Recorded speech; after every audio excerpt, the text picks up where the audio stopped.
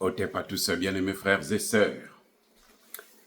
Il y a des gens qui nous font la remarque, se disent, mais pourquoi vous vous intéressez à cette crise en Iran, cette crise en Russie, en Ukraine, au lieu de vous occuper de l'Afrique, la RDC, le Sahel, ainsi de suite. Je vous ai déjà montré qu'il y avait une similitude entre la RDC, la situation en RDC, et la situation en Ukraine, ou plutôt en Russie. Pareil, la situation en Iran. Qu'est-ce que je disais? J'ai pris seulement 3 exemples. La Russie, l'Iran et la RDC, qui sont 3 grands pays appelés à être des puissances. Et si elles sont des puissances, elles vont devenir des hégémons dans leur zone. Je reprends pour qu'on comprenne bien. Si la RDC est libre, un bon dirigeant qui fait bien le travail, je dis bien un bon dirigeant qui fait bien le travail, la RDC peut devenir une puissance incontournable sur l'ensemble du continent africain. Ce que l'on a nié à l'Afrique du Sud d'ailleurs, parce que l'Afrique du Sud n'a pas de bons dirigeants d'ailleurs, et puis l'Afrique du Sud est toujours contrôlée, 90% de terre appartient à 7% des étrangers, des leucodermes, et qu'ils ont obtenu par la force. Ça ne peut pas être une puissance, c'est pas possible. Mais la RDC peut encore devenir une puissance. Et qu'est-ce qu'on fait? Mais on utilise le Rwanda pour piétiner la RDC. Pendant 32 ans, on a placé Mobutu. Patrice Lumumba est venu, vous avez vu la fougue, vous avez vu la lumière, vous avez vu les... Mais ça dit que on n'a pas vu ça encore après. C'est vrai, il y a eu des grands comme les Thomas Sankara, mais en tout cas, pour la RDC, si Patrice Lumumba avait géré ce pays pendant 5 ans, 10 ans, si Patrice Lumumba avait eu le temps de mettre en place une politique comme celle que Magufuli a fait en 5 ans, vous voyez un dirigeant comme de la trempe de Magufuli en RDC, pas de guerre, et puis il travaille, se concentre sur la RDC, mais c'est une puissance qui va écraser toute l'Europe, l'Union européenne. Et l'Afrique va décoller. Donc, qu'est-ce qu'on fait? On met un dictateur. Mobutu Sese Seko. Mobutu vient, il s'assoit là. Et puis, il est dirigé par les Américains. Ce sont les Américains qui gèrent le pays. Alors, qu'est-ce que vous pouvez attendre? Rien de bon, les amis. C'était pour freiner. À un moment donné, Mobutu vieillissant, la population demande maintenant la démocratie. On se dit, si la population prend la démocratie, elle va avoir un dirigeant démocratiquement élu, réellement démocratique, et qui va vouloir faire le travail correctement. Alors, il faut galvauder cette démocratie. Il faut cafouiller. Et on va prendre maintenant Kagame, on le fait rentrer avec... avant que Mobutu ne parte, ne fasse une transition pacifique avec un vrai Congolais. On a mené le Rwanda. On a mené le Rwanda, on dit, écoute, toi tu as besoin de terre, tu es trop petit, avec ta population là, c'est trop petit. Alors qu'Israël, c'est combien de kilomètres carrés? Israël, c'est à peine 20 000. Le Rwanda est légèrement un peu plus grand. Vous voyez? Donc, le Rwanda ne peut pas se plaindre. Il faut être seulement un bon dirigeant. Donc, on a pris le Rwanda, on a mis là, pour retirer, tout le temps tirer la RDC par le bas. L'Ouganda l'aide, le Kenya aussi l'aide, parce qu'on leur donne de l'argent pour faire ça.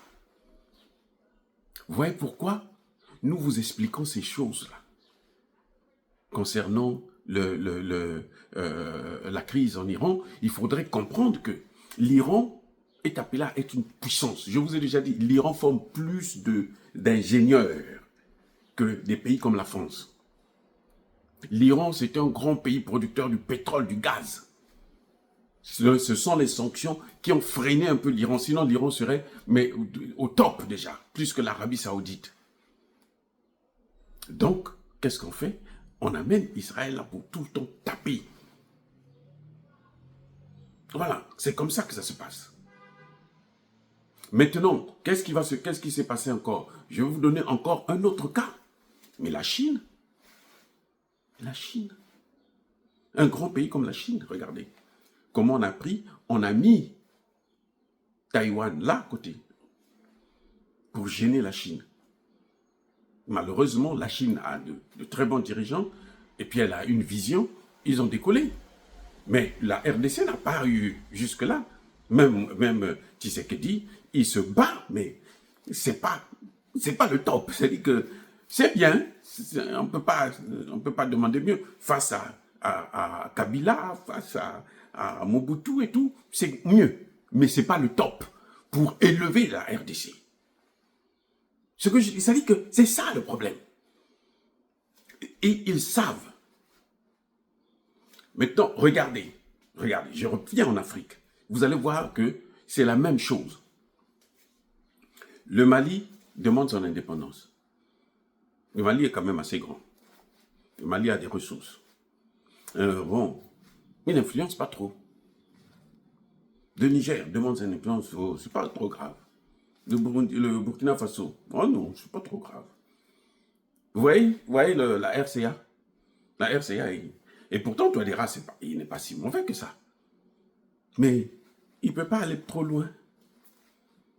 Parce que quand il mesure que lui, il ne va pas aller trop loin, on te laisse tranquille. Mais depuis que l'AES a été créée, Mali, Burkina, Niger, ils ont voulu intervenir, faire la même guerre par proxy, comme ils font en RDC, une guerre proxy. Les États-Unis, les mêmes États-Unis là, que aujourd'hui les Congolais acclament. C'est bien, ok. Si ils arrêtent de massacrer nos parents, c'est bien. Mais je veux dire que dans le fond, c'est pas ce qu'il nous faut, c'est pas ce que nous méritons. Bref, regardez. Depuis qu'ils ont créé, ils ont voulu faire une intervention au Niger. Les 3 pays se sont levés. Ils disent que bon, si vous attaquez le Niger, vous nous attaquez tous les 3. Nous allons répondre aussi. Qu'est-ce qu'ils ont fait? Ils ont commencé à reculer. Pourquoi? Parce qu'ils forment une puissance. Vous voyez? Parce qu'ils forment une puissance. Je vous ai déjà dit, ce que vous avez vu là, l'envoyé spécial, hein, au Burkina Faso, là, les US, là, ce n'est pas parce qu'il aime le Burkina. Tout ce qu'il a dit là, ça n'a aucune importance. Ce qui est important pour eux, c'est que l'AES tombe. Parce que l'AES est en train de devenir une puissance. Le Sénégal ne peut pas être une puissance. Ce que fait Traoré et autres, là, il n'y a rien. Zéro. Le Nigeria, vous avez vu comment on a fait tomber le Nigeria, non? On est en train de faire couler. La monnaie nigérienne, elle n'a plus de valeur. Si vous êtes une puissance, vous avez une monnaie qui n'a aucune valeur. C'est dû à quoi? Mais c'est à cause des mêmes. Vous avez vu comment ils ont stoppé, comment vous l'appelez, l'homme d'affaires, le plus grand homme d'affaires du Nigeria? Donc, depuis que l'AES est créé là, il faut maintenant mettre des satellites qui vont tout le temps gêner l'AES. C'est-à-dire que quand l'AES venait, ils tirent par le bas, Comme ils ont fait au Congo. 30 ans de Mobutu, 30 ans de Kagame, 60 ans. Et là, Tshisekedi, ce qu'il a fait, il dit, moi je ne veux pas venir me battre avec vous. Hein. Oui, écoutez, arrêtez ce monde de tuer. Prenez les matières. Là. Nous, on ne mange pas ça. Mangez ça. Vous qui mangez ça sur vos tables, là, mangez ça. Tshisekedi a cédé. Parce qu'il ne peut pas mener la guerre. Parce qu'il n'a pas d'armée. L'armée est infiltrée et les Congolais ne comprennent pas. Les leaders congolais, là, les Camérés, qui certainement doivent être des Rwandais, ou d'origine, c'est la première vague de Rwandais qui sont rentrés, qui ont un seul objectif. Même je vous dis, le rêve Tuti, là, ça n'existera pas, l'Empire Tuti. Les Européens ne vont pas laisser ça. Parce que s'ils laissent ça, il va être une puissance. Et eux, ils vont maintenant se gonfler et puis rivaliser contre les États-Unis. Donc, ils ne peuvent pas laisser une puissance. Ce que Kagame fait là, ça n'amènera nulle part. Les amis, nulle part. Vous voyez? Donc, le cas de la RDC avec le Rwanda, c'est ce que vous êtes en train de voir avec l'AES. C'est la politique stratégique internationale de l'OTAN et notamment des États-Unis. Leur politique, c'est ça. C'est ça leur politique. Regardez la Corée du Nord, la Corée du Sud. S'ils se mettaient ensemble, imaginez, ça va être quoi? Ça va être une puissance. Qu'est-ce qu'on fait? Coupons d'eux. Vous êtes là, vous ne faites que vous battre. Donc, personne ne peut évoluer. Ni l'un ni l'autre. Oui. C'est le même peuple, ils sont tous intelligents, ils ont la connaissance, ils ont tout. Mais ils ne peuvent pas évoluer. On a mis un boulet. C'est pour ça que la Russie a compris et se dit, je ne vais pas continuer comme ça. Laissez-moi terminer avec celui-là, leur proxy. C'est pour ça que, mais la Chine soutient l'Iran, la Russie soutient l'Iran, parce qu'ils ont le même combat. Celui qui n'avait pas compris, c'était qui? C'était notre frère, le grand frère Fatih. Il va se fâcher contre moi encore. Grand. Ça, c'est la science politique. Il faut dans le bango. Tu ne peux pas te cacher comme ça. J'ai beaucoup de respect et d'affection pour Tshisekedi, mais je dois lui dire, c'était une erreur de soutenir, dire que non, Israël, c'est le peuple de Dieu. Donc, si tu aides le peuple de Dieu, tu vas... C'est le même peuple de Dieu qui est en train d'aider ton ennemi Kagame. Oui. Donc, c'est ces choses. Il faut comprendre ça, les amis. Là, le seul problème, il n'y a qu'un seul problème, le seul crime de ces pays qui sont dans cette situation, c'est le fait qu'ils veulent devenir des puissances. Il faut arrêter ça.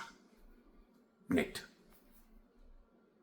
C'est le cas AES, RDC, et puis voilà. Ok? Les amis, soyez bénis.